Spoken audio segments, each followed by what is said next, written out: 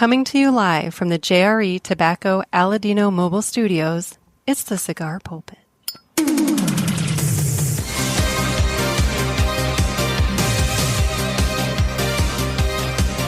Hello, everybody, and welcome to another sermon from the Cigar Pulpit. I'm the Bishop of the Burn, Nick, and, well, I'm obviously not in my garage, for those of you watching the video. For those of you who are just listening to the audio, I'm not in my garage, because it is balls cold outside. We have gotten this massive cold spike that has come through. It's kind of crazy. What day was that? That would have been Sunday? I think it was Sunday. We hit like 78 degrees at St. Louis Airport, which was like a record. It's the warmest December date on record in St. Louis. And in the space of like not even 24 hours, we went from that to the teens with wind so hard that it felt like it was like -4 outside. So, I mean, it's just a drastic shift. It's kind of funny. Sunday night, I was sitting out in my garage smoking quite a few cigars and watching some TV, which I'll get to in the Villiger report. But, I mean, I was going through cigars out in the garage like crazy Sunday night. And, now here we are Monday. And, no, it's just too damn cold. It's even with my 2 heaters. There's just a chill in the air. And it's that moist, wet chill in the air that just like no matter how much you can't get it out. It just kind of seeps into your bones and you're just constantly cold. So I have opted to not have a cigar on this episode, which is unfortunate because I have, plenty of cigars that I could smoke, but it's just one of those things that we just have to do. But if I were smoking a cigar, the cut would be brought to you by 2guyscigars.com. That's the number 2guyscigars.com. 2 Guys have been around for 40 years, and they are the trusted name in the cigar industry. Everybody knows 2 Guys, but if you don't, please give them a try. You won't be sorry.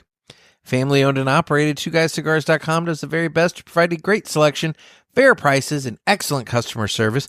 They've been doing all kinds of year-end, stuff. They had their 12 days of Christmas sale. They had, they just announced their 2025 Cigar of the Year. And, it's a booming time over there. So, if you're looking for some deals, check out 2guyscigars.com. But go to 2guyscigars.com for your next cigar purchase. Tell them that the Cigar Pulpit sent you. And remember, that's the number 2guyscigars.com. So, since I am not smoking anything, you might be wondering, what the hell is this guy going to actually do in this episode? Well, you guys came through on that front because it's been a minute. It's been a minute since I've done this, but you guys called in a lot, so it's time for a little Ask the Pulpit. Shall we play a game? You talking to me? I have a question for you. You gotta ask me nicely. Ask me about my wiener! You got a question? You ask the 8-Ball. Come on, sucker. Let's get it on. Let's get it on, indeed. So, guys, if you want to get your calls into the hotline, you can give me a call at area code 863-874-0000. That's 863-874-0000. And leave me a message. It can be question, it can be concern, it can be criticism, it can be compliment, whatever you want. Just call, interact with me, and then I will play that message on the show. And then from there, you and I will have, admittedly, a very one-sided discussion. So, anyway, okay, that's a missed call. We can just delete that right there. Let's go ahead and kick this thing off with the first caller here on the hotline. Hey, Nick. Dennis from the hinterlands of Western Canada calling. What's up, Dennis? Hey, just listening to the Thanksgiving Ask the Pulpit episode here and came up with a couple more questions. Perfect. For you and the parishioners, if they'd like to weigh in on it. Just wondering, since it's wintertime, what's the coldest temperature you may have worked in, or a parishioner may have worked in. Mine is minus 57 Celsius. Oh! And luckily I had a nice big, long, humongous Mexican cigar to get me through that cold winter night.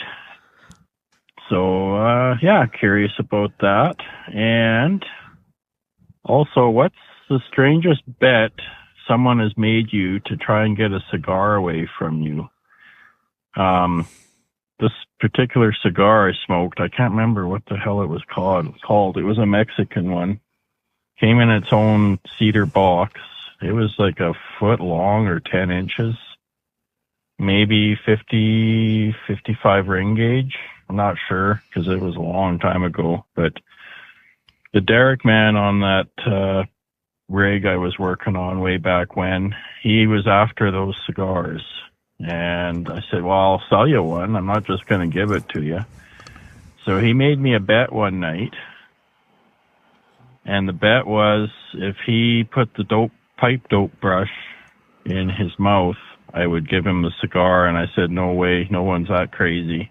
By the way, this guy's name was Psycho behind his back. Well, sort of to his face, too, if you were pissed off with him. But that gives you the kind of idea of the links he'd go to get something. But no, he stuck the dope brush in his mouth. You use pipe dope to make a connection on a drilling rig when you're screwing the ends of drill pipe together. So he did it, and apparently he said it felt spongy in his mouth, and he had pipe dope between his teeth for a couple days. So it was kind of funny. Too bad no one else witnessed it.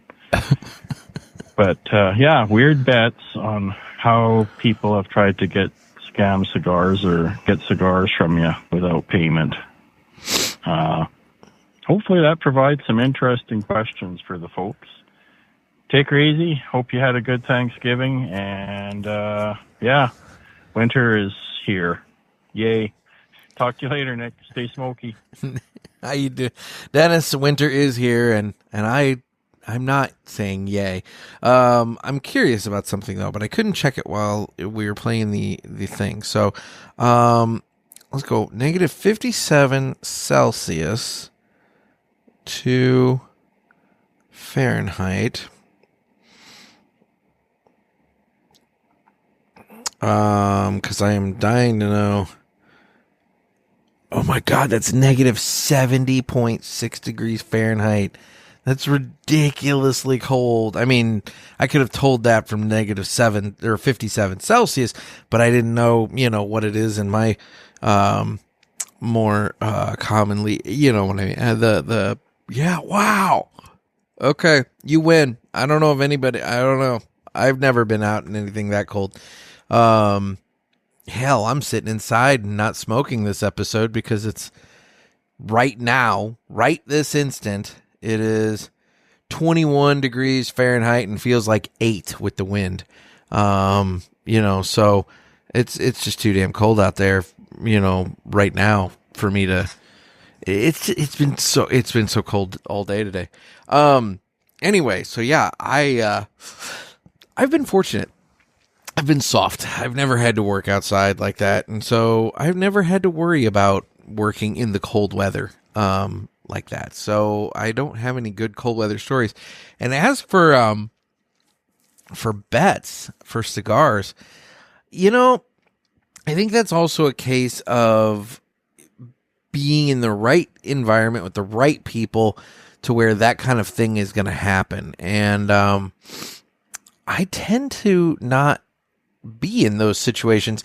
The only bet that I can remember that I, did for a cigar, I actually won, and that was the cereal challenge, which was done right here on the show. So, realistically, I don't know if I've ever done a bet for a cigar like that before. So, sorry, Dennis, I don't really have any good stories there. Hopefully, some parishioners do, because I can only imagine there's some parishioners out there that have done some wacky shit for cigars. Done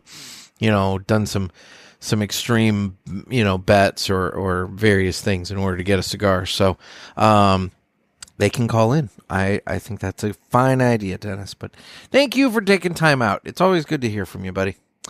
All right, moving on. Another call. Hey, Nick. James, the delivery guy from California. What up, James? If the Umagog Bronzeback had a profile, it would be age, old enough to work, location, on a steel girder with a rivet gun and a giant fucking sledgehammer. Okay. Ideal date. Sack lunch on a steel girder 80 floors up from Manhattan. Red flags. Not for everyone. Green flags. Affordable. Not an expensive date.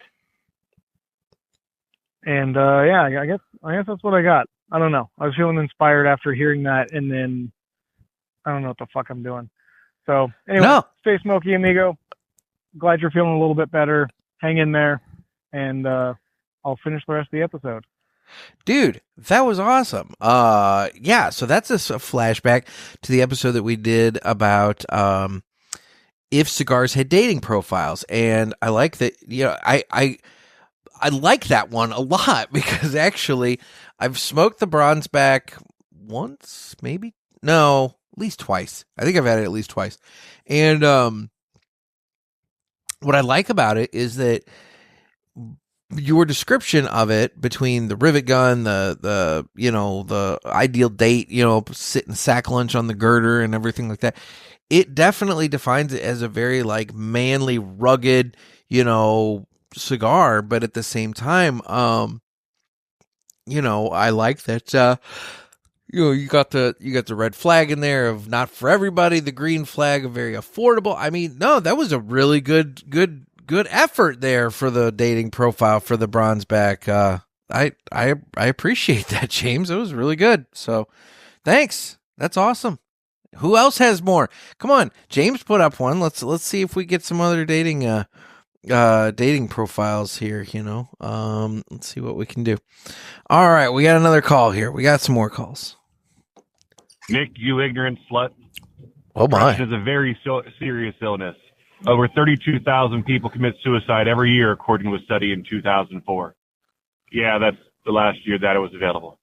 No, Boots here from West Virginia. What's up, Boots? Hey, so listen to your episode here on seasonal depression. And I'll tell you, someone who has seasonal affective disorder pretty badly, badly, I'm not sure. Either way, I can tell you, yeah, it's rough.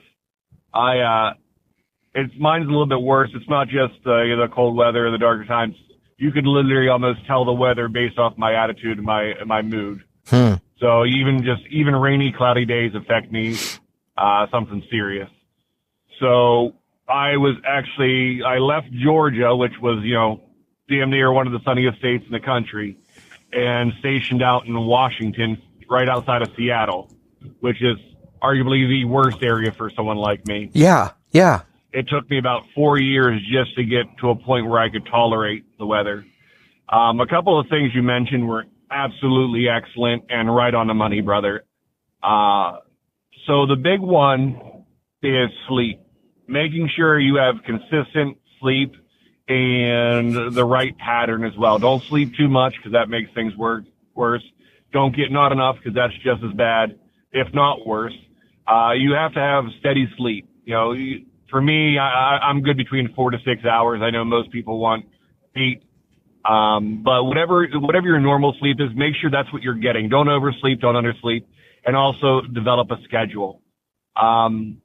You would mention the light, and you weren't sure how the light works. You don't have to sit there and stare at the light box. Just having it on in your proximity does wonders. My wife got me a sun lamp recently. Now, we haven't been in Seattle in over 10 years, but in the last 5 years, she got me a sun lamp. And I'm telling you what, it makes everything better. I don't do the 15 minutes thing. I'll actually leave it on for 2-3 hours, depending on how long I'm working for, but I'll just put it on and just let it be in my proximity. As long as you can see the light from somewhere, even if it's on the side of you, it still helps. It does absolute wonders for your mood. Interesting. And then lastly, I would say, stay off the phone as much as possible. Not even just at night. Don't doom scroll, but stay off the phone. It really does help. Unless, of course, you're calling the Cigar Pulpit. Yes. But either way, I just wanted to call and say I really appreciate this episode as somebody who has seasonal affective disorder. And just wanted to say, stay smoky, brother. Have a good one. Well, thank you, and I appreciate your thoughts and input on that. I mean, you know, I say that I bring it up, you know, kind of, it's, I don't know. I would say that obviously others have it worse than I do. I just, it affects my mood.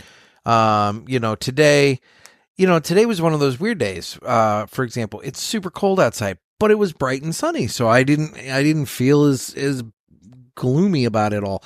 But yeah, you know, if today would have been dark and cloudy, I mean, shit, it might have been a different story. But you know, thankfully, you know, there are ways to fix this and ways to, or I should say ways to adapt to it. And I'm going to look into one of these light boxes. You're the second person that's mentioned the light box thing to me as being, you know, a viable thing and everything. And I didn't know. So, you know, I'll look into the light box thing. Give it a shot. So looks like Boots called again. So let's hear another message from him. Hey, Nick, Boots from West Virginia here.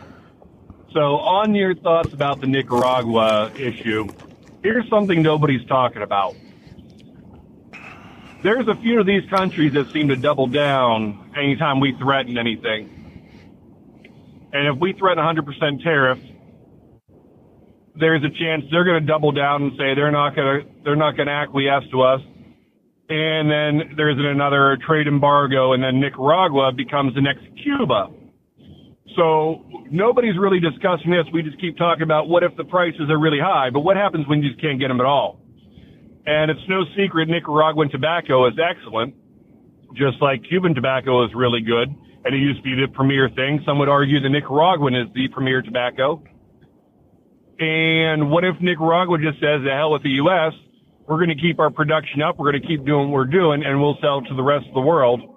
You know, obviously we buy more New World cigars than anybody else. However, that doesn't mean it can't change. And if they start their marketing and advertising over in the EU, there's a good chance that Nicaraguan cigars are going to go the way of the Cuban cigar, and people are going to try to smuggle them in, and people are going to talk about, you don't know cigars until you've had Nicaragua, because 10 years from now, you know, the only people who are going to get them are the ones who are going to try to go on vacation and bring them back. So it's just a thought. I don't know if you think that could be a possibility. I think the chances are slim, but I'm not ruling it out. But something to think about, discussion point. Either way, stay smoky and have a good one. I appreciate the insight there, Boots, and you're right. You know, look, at any point, things could escalate to a much bigger point, and it could have been a thing. You know, and the Nicaragua situation, obviously, since he left that message, you know, there have been the further developments, and what I was warning about in that one episode, you know, obviously did not necessarily come to pass. But what's interesting to note is that I've had conversations with a few people, and the loophole, the exception, the thing that the cigar industry kind of was able to work with and able to avoid the catastrophe with had to do with the free trade agreement that Nicaragua was a part of. And I'm doing this off the top of my head because I didn't have my notes. I don't have notes in front of me to be able to speak to this. So this is gonna have to be something I circle back on at a later date with full detail. But the long and short of it is, there's a loophole the cigar industry used in order to avoid this larger tariff increase. And from what I've been told by a couple of different people, they should enjoy it while it lasts, because while the loophole is there now, and was a creative solution to this problem, the United States government's looking to just do away with the whole damn thing. It has to do with this free trade agreement with the United States and some of these countries. They're looking to do away with that whole trade agreement. And if they get rid of the whole trade agreement, well, there goes the loophole, and there puts the cigars back in the category of, higher taxation and tariffs. So yeah, this may be a temporary relief situation. When I was speaking about and giving my warning to Nicaraguan-based cigar manufacturers, saying you guys got lucky at this time and you dodged the bullet, but you need to be prepared for future issues.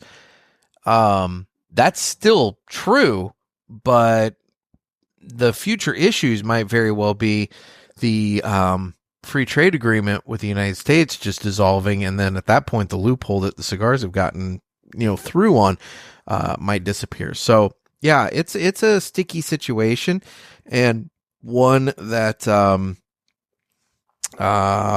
manufacturers may still have issues ahead of them to deal with. So anyway, thanks for the call there, Boots. I appreciate it.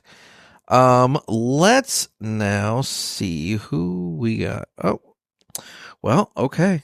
We got one more from Boots here. He's called a couple times in a couple days, so yeah, one more. Hey, Nick, Boots here from West Virginia. Just calling regarding your question about the number one cigar of the year. I personally feel it depends on the smoker. So I feel like there's three different smokers. The ones who smoke maybe one a week, maybe one or two a month, and they don't really care too much about what's new, what's hot. They're going to go to the lounge, talk to the tobacconist, and get a smoke or two, and that's about it. Then you have your smokers who have been smoking for many, many, many, many years. They smoke what they like, and they know what they like, and they don't veer from that. They also don't care too much about the cigar of the year. Lastly, you have people like, me, and I'm sure you as well, who we like a large variety. We know what's coming out. We get it when it comes out. We're going to try it anyways.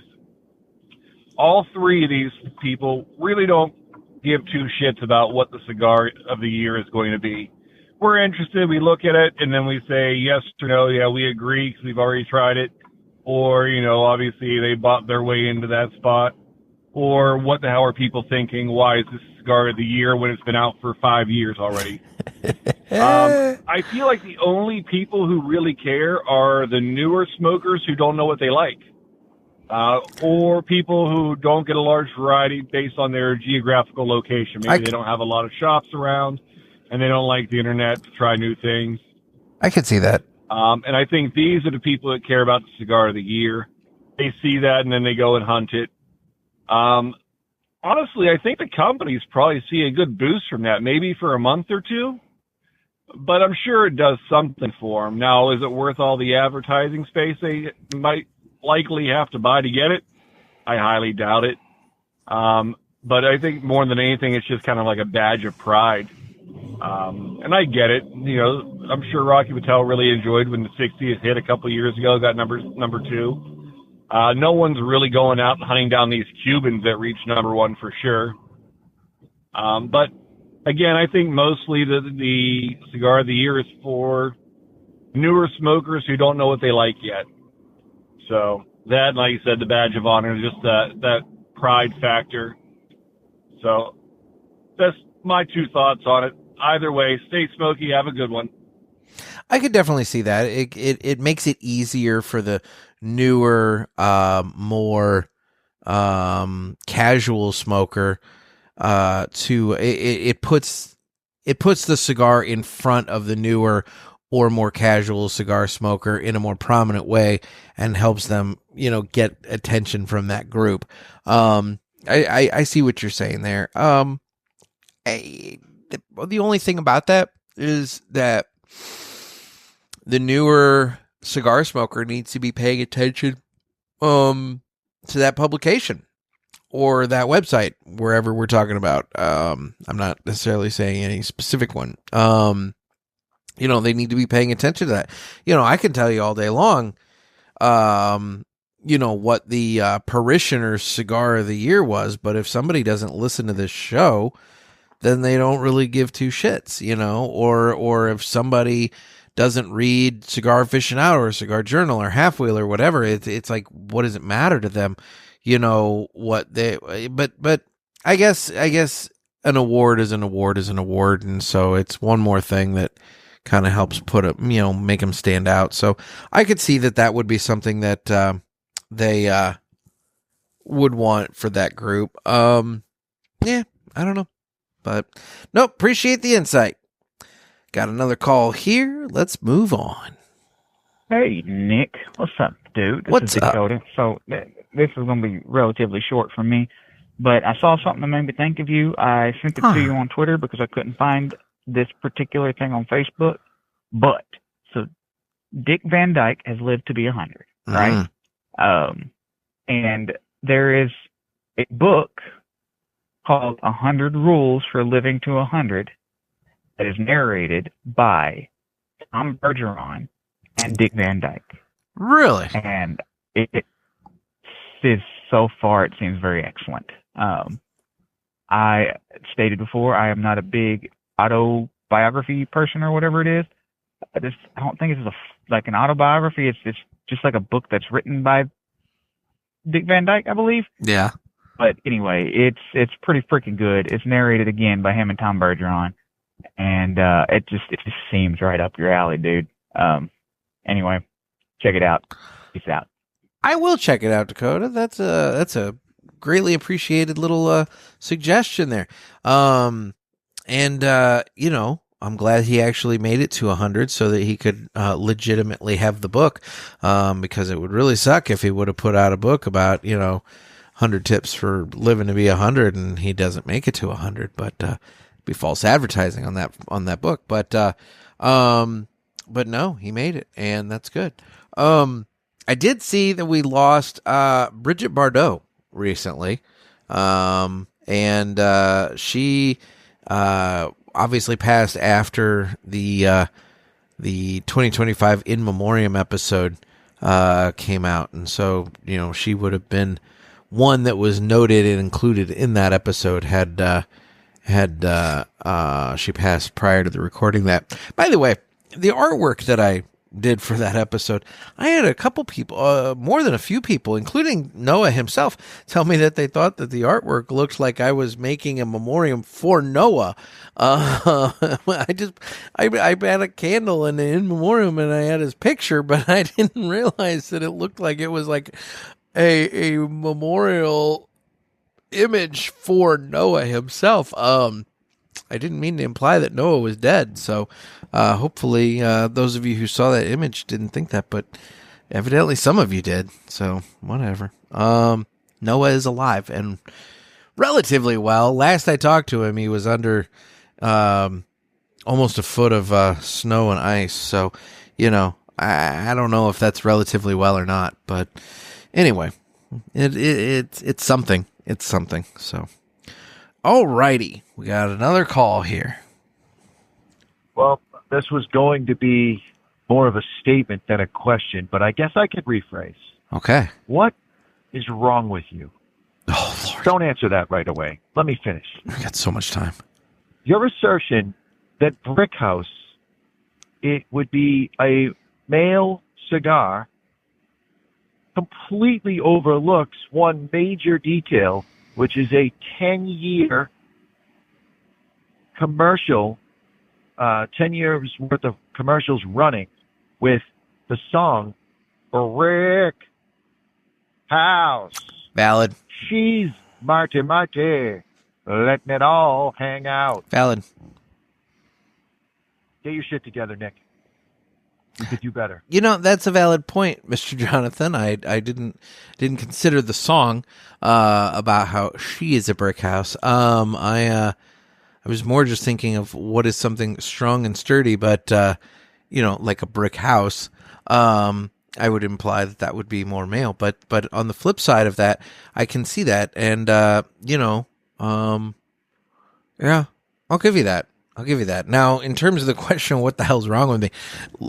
We don't have time for that. There's not enough showtime for that. But yeah, no, I'll give you that. Now, I really think you did that just to call in, just to sing. I think you just wanted to sing, which that's fine. If you wanted to sing, you Cigar Authority folks really do love singing. I don't know. It's a thing, but it's all right. It's all right. You can sing. I'm not against it. All right.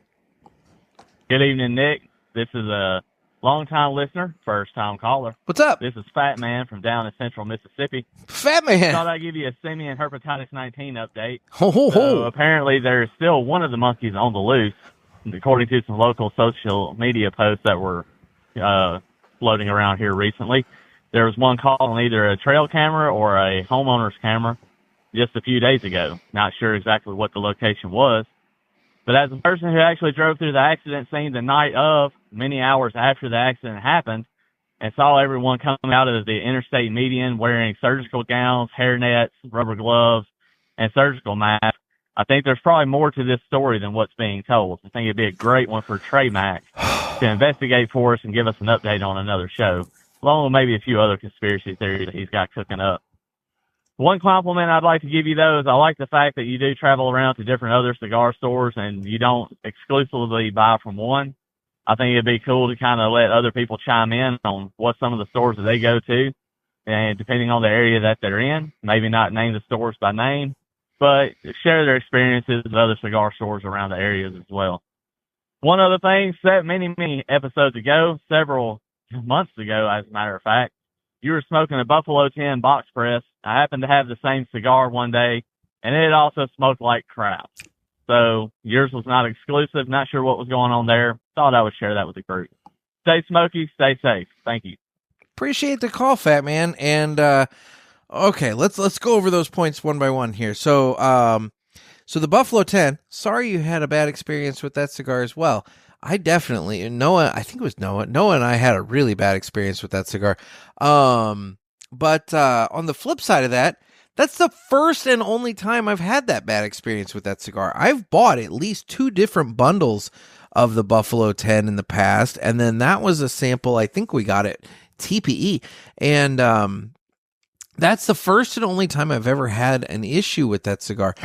I like Artista cigars. I've had other ones from them, and I've not had those issues. So, I hope you're not judging that cigar based entirely off that experience. But so I would say give it another shot if you haven't. But on the flip side, man, when the Buffalo 10 goes bad, it goes poorly. Now, in terms of the cigar shop recommendations and reviews and things like that, boy, there's something that I have had rolling around in my head for quite a while. And it's just one of those things that I have entirely too many ideas and not nearly enough time in the day or energy to address all of them. That's something else that's happened, over the years with age, is that I just don't have the energy to get it all done. But I did have an idea regarding cigar shops. Personally, you know what? If I like the idea of if somebody has a really good experience at their brick and mortar, feel free to shout it out. You can call in the hotline and do that. Maybe don't make it like a fucking 3-minute long commercial, for that store, but like, if you've got something nice to say about a specific incident or a specific thing about that cigar shop, I don't think it's necessarily a bad thing to share it. Like I said, don't make it like a 3-minute long commercial, but if somebody's got like something nice to say about their local brick and mortar, I think we ought to encourage brick and mortar, promotion. And I think we ought to, and if they're doing something that you think is good, that you think other cigar shops ought to consider doing themselves, I I don't see why everybody can't learn off of others, so there's, I don't have an issue with that. As for the monkeys, the herpetitis, the simian herpetitis 19, and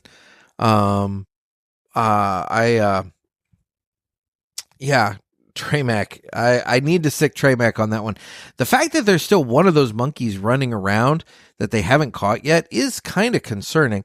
And dude, don't ever get confused. There's always more to the story than what they're telling us. It doesn't matter what story it is. There's always more to the story than what they're telling us. We can go down all sorts of different rabbit holes there and talk about all sorts of different conspiracies and things of that nature. But trust me, no matter what news article you're talking about, news story, whatever it is, there's always more to it than what you're being told. Some cases it's virus-ridden monkeys that are on the loose. In some cases, maybe it's assassinations or it's mass shootings. Those are two that come to mind. Maybe, it's Tramac, you owe me for this one because this is 100% him. But maybe it's Building 7. I don't know. There's all sorts of different things that you can say, hey, there's more to the story than what we know. But there's always a little bit more. So anyway, Fat Man, I appreciate it. And, speaking of Tramac, we had talked about doing, this is my end of year episode, for 2025. This is the last one that's going to come out in 2025. And so we had talked about doing this episode together, and timing just didn't quite come together, and everything else. But I do hope to have him on in the next handful of episodes so that we can recap a few things, because we had some resolutions that we had put forth at the beginning of the year that we wanted to do, and I think we had some. I don't know if we had a bet going or if it was just kind of a thing, but so we need to circle up on that, see where we're at. So maybe I'll bring up the herpetitis 19 monkeys to him, and we can see what kind of conspiracies he's looking into these days. So, all right, we got one more call here, and then that'll be Ask the Pulpit. So let's do this. What's up, Nick? It's Tyler from York, Pennsylvania. What up? I was listening to your one recent episode that you had with Mike Bringer about your 3 favorite cigars that you smoked this year. Yeah. For me, I would say I smoked 2 of my favorites back on my birthday in October. I smoked the Perdomo Nicaraguan Shade Grown and what was it? The Legacy, the Perdomo Legacy Sun Grown. Those were 2 really great ones that I enjoyed. And then the third one that I smoked was actually just recently this weekend for my buddy's birthday. Him and I went out and had some drinks and smoked a couple cigars. I had the Olmec Claro from Foundation. Really great smoke. Really enjoyed all 3 of them. Just wanted to chime in with that, and hope everybody else has a great day and a great Christmas holiday coming up. Stay smoky, guys. Appreciate the call there, Tyler. Fantastic cigars all the way around. I'm a big Perdomo smoker, which I don't know the numbers yet. I haven't sat and crunched the numbers yet, but I will be crunching the numbers between now and probably the next time you guys hear from me. That's the goal. And I will be going over my 2025 cigar smoking numbers. For those of you who don't know, I track every cigar that I smoke throughout the year, and I did this last year as well. And at the beginning of this year, I went over all of the 2024 numbers, and I break it down by brand, by Vitola, and that kind of thing. And I kind of talk about, what am I personally smoking throughout the year? And Perdomo was the number 1 brand that I smoked in 2024. Will it be number one in 2025? We will see. There are some brands I know that have rocketed up the list just due to finding one or two cigars that I really, really like from them. There's at least one I know that I know I've bought at least 2 boxes worth of them this year. So that's going to greatly shoot them up the list. So we'll see. We will see. But that's coming up on a future episode here is 2025 by the numbers. But now Olmec, that's a good cigar. That's one I really do enjoy. But I will say, living in St. Louis here, I'm trying to think. I don't know anybody. There might be 1 or 2 places total that I know of that carries Foundation, that I know of. Now, that doesn't mean that there's not more, but like, we would be talking like very small, out of the way. I don't even know of them cigar shops if that were the case. There's one in the Clayton neighborhood, which is like it's where the St. Louis County seat is, the courthouse, and so it's very hoi-faloy, lots of lawyers and whatnot hanging out in Clayton. And but there's a cigar shop there, JR's, that I think carries Foundation cigars. That would be the only one that I can think of. Well, no.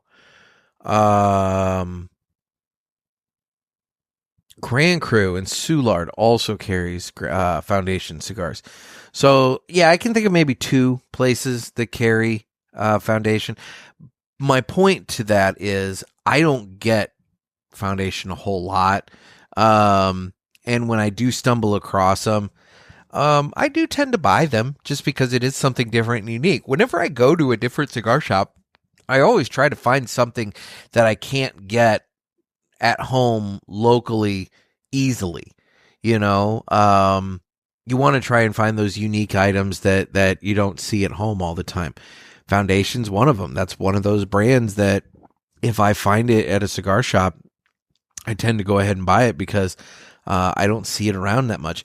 There's one cigar shop between here and Indianapolis that when I go out to Indy for whatever reason, I will stop at. It's in Brownsburg, Indiana. Smoker's Choice, I think is the name of it. It's got a really nice humidor, pretty big. And they carry some Foundation. They carry a couple different brands. And that's one of those places that when I go to them, I will hit them up for all kinds of different things because, like I said, it's just a place I can go and get some stuff that I can't get here locally. If I can go up their way to Total Wine or I can go to the Tinderbox around the corner and pick something up, you know, I'm not going to, I'm not saying it's not special, but it's not special. So anyway, well guys, thank you so much for your calls. I appreciate it so much. I always love doing these. And it's nice to kind of go back and touch on a few topics from previous shows and everything. So, you know, give me a call on the hotline, area code 863-874-0000.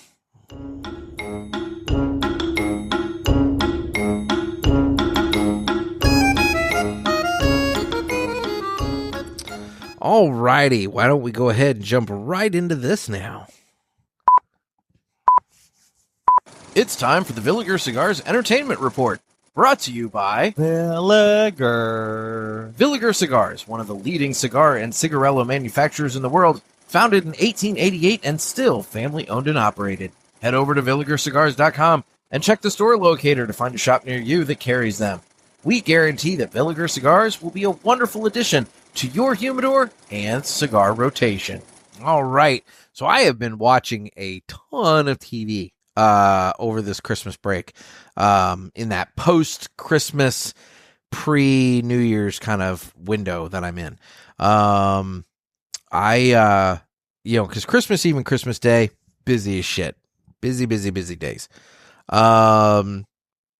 Actually, not so much Christmas Eve. Mostly Christmas Day, and then about 2/3 of the day on the 26th, Boxing Day.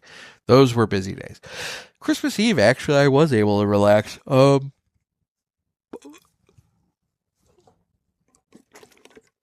incredibly sorry. Yeah, Christmas Eve I was able to relax, and I watched some, there was some wrestling that night, and I just kind of chilled out and did that. Now, there have been two shows that I have binged quite a bit between Christmas and now. I've watched 2 full seasons, one of each of these shows. Well, not full. There's one episode. Yeah, I'll get to that. So I binged the entire 2nd season of Bridgerton. And, you know, you guys can laugh at me all you want. You guys can make fun of me. You can say whatever you're going to say. You can do the typical, you know, like, oh my God, you know, those kind of jokes and whatever else. And, you know, I it is what it is. Because while I may have watched the first one, I don't even want to say begrudgingly, but kind of begrudgingly, because it was never anything that was going to, like, you know, catch my eye and strike my fancy. While I may have watched the first episode of the first season begrudgingly, and while I may have kind of hesitated to get into it and struggled and took my sweet time getting into it, about 3 or 4 episodes in, it kind of like was like, all right, fine, I'm invested in the story. Now, that first season was very love-oriented. I mean, don't get me wrong. The second one is too. The main story of the thing is very love-oriented. And in addition to the love, you have this narrator person who is present in the story named Lady Whistledown. And Lady Whistledown is the person who writes the little gossip column, the little gossip rag that goes around, and everybody reads Lady Whistledown's gossip thing, and oh my gosh, can you believe she said this, and blah, blah, blah, and all that, right? And the big mystery is, who is Lady Whistledown? Well, at the end of season 1, we find out who Lady Whistledown is. And while Lady Whistledown was how do I put this? While she was a component of season 1, it was mostly just as a way to explain what's going on and kind of move the story along. By season 2, though, now that we know who Lady Whistledown is, it becomes its own subplot. And I will admit that throughout season 2, where we have the story of the oldest Bridgerton brother deciding to finally marry, and the long and short of it is, he's getting married out of duty and responsibility because it's his responsibility to marry and have a wife to run the house and blah, blah, blah, and all this, and not so much out of love. He comes to realize the importance of marrying out of love, and that love is a very important, you know, aspect of it, and blah, blah, blah, and all that. So there you go. That's that whole story. But I found the Lady Whistledown aspect of season 2 to be much more interesting, because there was the whole, like, intrigue of who is Lady Whistledown, how is Lady Whistledown doing what she's doing, because this is a point in London history when women don't own businesses and women don't do this stuff and whatever else. And so how is she doing what she's doing? And how is she operating this network? How is she keeping herself hidden? Because she's obviously part of the gentry, because she knows all this stuff that's happening in the upper crust circles of London. You know, she's going to the parties thrown by the Queen. So obviously it's somebody, you know, that is of high importance. But who is she that's spreading all this gossip? And the Queen is pissed off at her because she's taken a few shots at the Queen. And so it's like, who is Lady Whistledown? And so I found that subplot to be much more interesting than the romance aspect of season 2. But be that as it may, season 2, I was entertained by it. I binged, oh God, I think I binged all of it in a day. I think I did the entirety of Bridgerton season 2 in an entire day. And while by the end of it, I was, I will say, at the end of every episode, I always think to myself, that was entertaining, that was enjoyable, that was fine. At the same time, throughout that episode, which is only an hour, each episode's maybe right in the neighborhood of an hour. It's the longest fucking hour of my life. It's like I'm watching this and I'm thinking, this episode's got to be nearly done by now. We have to be getting close to the end point of this episode. No, I'm only 32 minutes in and I have another 36 minutes or so left of this show.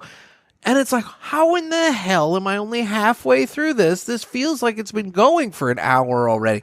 So it's a very interesting, weird situation in that, like, on one hand, I find it to be extraordinarily slow and just plodding along.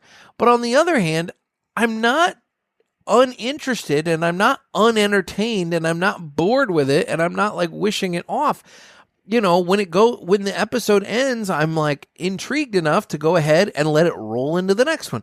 So I have a very conflicted relationship with Bridgerton. It's one of those shows that, like, I don't know if I hate it, if I like it, if I like to hate it. I don't know what the deal is here, but I'm entertained by it, and I'm going to watch the 3rd season and get caught up before the 4th season hits, because the 4th season should be hitting soon. And I want to know what's happening there. And I got Sean Beaudry in the parishioners group sharing spoilers of the 4th season already. So I gotta be prepped. I gotta be ready for this. And Sean, you give me shit about Bridgerton, but you also told me that I think you watched it with your wife. I think you even said it on the show, in fact. So I don't want to hear it. I don't want to hear any shit about me watching Bridgerton. Now the other show I binged quite a bit of. In fact, I spent all day yesterday binging, was season 5 of Stranger Things. Now there's, as of the recording and airing of this episode, there's one more episode. The finale is still to come. That will hit Netflix on New Year's Eve. So December 31st, the Stranger Things finale will hit. So I've watched all of season 5 except for, obviously, that last episode that hasn't been made available yet. And I enjoy it. I mean, this I'm not going to say this was my favorite season of them all. I like that they're giving us answers about various things. They're explaining, things that have taken place throughout the previous 4 seasons. They're giving us answers as to, what caused those things, what are those things, et cetera, et cetera. My biggest gripe with Stranger Things, entirely, the whole show is in its entirety, is just how freaking long it's taken them to film and release seasons. It's annoying as hell that the first season of this show came out in 2016 and the last season of this show is hitting in 2025.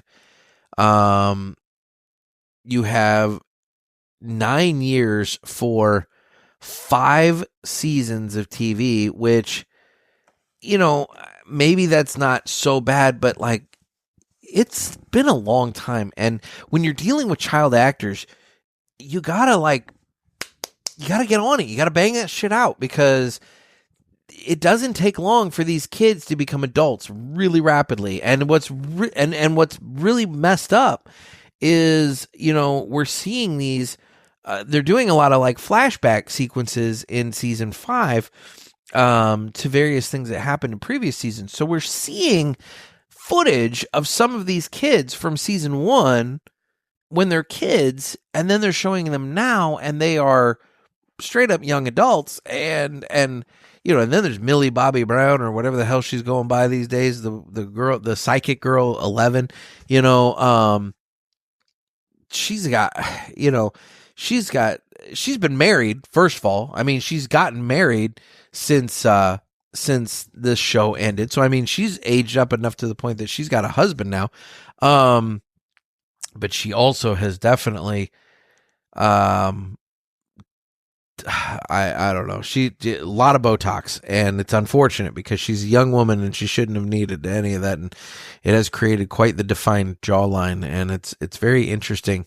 It's a very interesting personal choice, but whatever. I don't want to Botox shame her. But it's unsettling. It's a little unsettling. But in terms of the show itself, I do think that doing these little chunk releases, they release some episodes. I think three or four episodes at Thanksgiving, 3 or 4 episodes at Christmas Eve, and then they've got one coming up on New Year's Eve. It's gonna be 8 episodes total, and that was a horrible. That I don't know why they've done that. Either release them all at once, like you've done in the past, or release them in weekly order, like some of these other streaming sites. Don't do these chunk things. This is stupid. It's like it's just dumb, and I don't know if it's because they're doing last minute editing or what they're up to, but that was stupid. Because I've been dodging spoilers since Thanksgiving. And I finally got to the point that I'm like, okay, I need to watch all these before the finale hits, because I need to be able to watch the finale when it hits, because I won't be able to dodge those spoilers if I don't do that. There's one scene in the 7th episode of this season that I guess has caused a lot of controversy. That episode specifically has been rated pretty low by viewers on Rotten Tomatoes and whatnot. It's the lowest rated episode of the entire series. I have my theories as to why that is. Look, there's one scene in particular, I won't get into it because I'm not going to spoil it. There's one scene in particular that I think people are criticizing because it goes on too long. And I think and it does go on a bit long, but on the flip side of that, it was an emotional moment. I understand within the context of the story why they did it. They've been building to it for at least since season 4. I mean, if I went back, there might be other key elements in other seasons to consider. I don't know. But the long and short of it is, it's not that big of a deal, and it wasn't that bad of an episode. So I don't know why anybody is...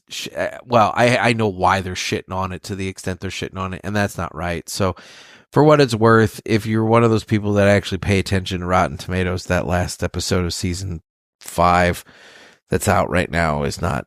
It's nowhere near as bad as what the internet is saying. So anyway, that's what I've watched. I've watched Bridgerton and Stranger Things. I've enjoyed both. I'm looking forward to the finale of Stranger Things hitting on Wednesday. And I still have a lot of other shows that I intend to catch up on. So hopefully I have more to report in the next Villiger segment. But for now, let's do this. It's time to fly high with Blackbird Cigars. Blackbird Cigars offers you remarkable quality using the most delicate and finest tobacco to always ensure that you're receiving unsurpassed cigars. Blackbird Cigars strives to give you undoubted repeating flavor for every cigar you smoke and impressive quality so that you can always expect greatness. Check out their website for a full list of stores carrying Blackbird Cigars and give them a test flight. Blackbird Cigars can't clip our wings. All right, so today we're going to talk about a little vocabulary. The word stogie comes directly from the 19th century cigar factories and the working class men who smoked their products. In the mid-1800s, cigar factory workers, specifically in Pennsylvania, often smoked cheap, roughly rolled cigars made from leftover tobacco scraps. These cigars were long, dark, and crude, designed for function rather than for elegance. They became strongly associated with the drivers of Conestoga wagons, the massive freight wagons that hauled goods across the eastern United States. The wagon drivers were almost always seen with these inexpensive cigars clenched in their teeth while working long, dusty days. Over time, Conestoga cigar shortened to Stoga, which eventually evolved into Stogie. Originally, Stogie was not an affectionate term. It implied cheap construction, harsh smoke, blue-collar origins, something made in volume, not with pride. Ironically, the term later softened and became a casual, often nostalgic synonym for cigar, especially in American slang, despite its roots as a factory floor scrap tobacco insult. So fire up a Stogie from Blackbird Cigars and don't let anybody clip your wings. So yeah, no, we will wait. We will save that for the next episode. We'll save that for the next episode. All right, guys. Well, this is the year-end episode. We'll get into the resolutions and, recapping and all that in a future one. But for now, this is this is my cap on 2025. And, I want to take a moment to thank you all because this has been a wonderful year. This has been a really, really good year for, the show and for everything. I've got a few things cooking that, will happen in 2026 that I hope will go really well. But, Pulpit Fest was a wonderful time this year. I want to thank everybody who came out for that. I'm looking forward to Pulpit Fest 2026. I want to thank everybody who already bought their tickets for Pulpit Fest 2026. The listenership has been great. The interaction has been wonderful.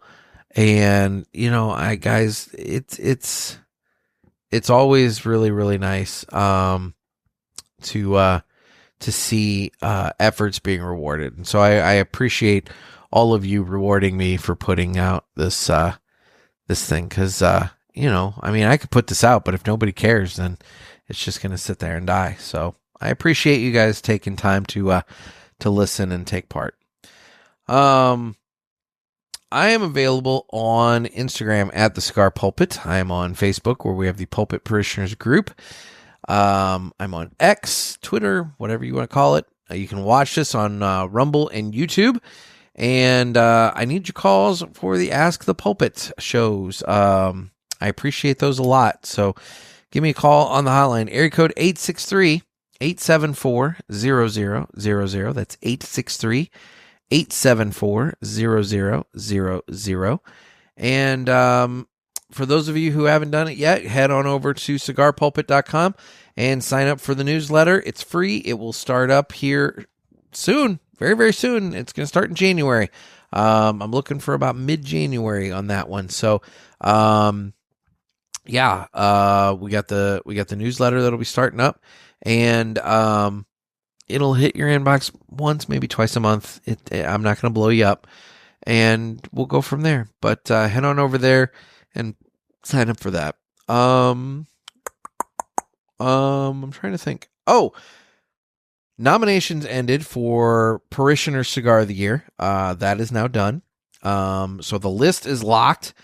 And at this point, I am working on getting the ballot put together. And hopefully I will be announcing that voting will be beginning on Friday. But I will let you know that for certain in our next episode. So anyway, that will be coming up soon. So got a good list of cigars put together there. It'll be some interesting competition this year for the Parishioner Cigar of the Year. So that'll be good. Otherwise, guys, this has been it's been a sermon. Again, it's been a good year. I appreciate all of you so much, and I'm looking forward to even bigger and better things in 2026. So, guys, this has been another sermon from the Cigar Pulpit. I'm Nick. Everybody, stay safe and stay smoky. And Happy New Year!